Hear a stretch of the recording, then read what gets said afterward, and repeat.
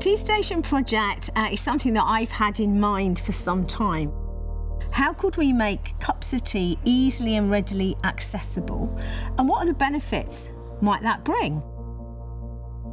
Hello, my name is Kathy and I'm a lifestyle coordinator here at Prince George House, and I'm also a tea champion.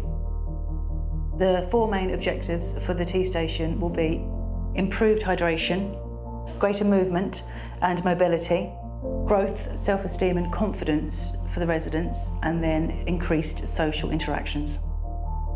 For us, it's trying to implement them to do things for themselves and make it normal, as it were, just to get up in the morning and make their own cup of tea.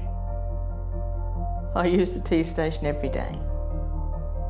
That is better than having to keep asking the carers, because they've obviously got other things to do.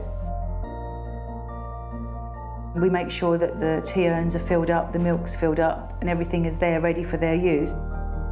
If a resident is having difficulty using any of the utensils, then we have carers on hand that will help.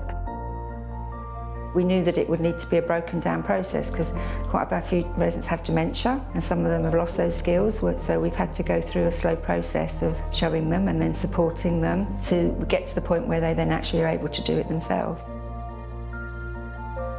I would encourage other homes to install a tea station. I think it gives them another area to visit, another area they can actually become independent a bit more and get involved in making their own cup of tea. I think there are lots of benefits, definitely. I used to make gallons, 6 gallons of tea a day for the soldiers. Their tea was beautiful.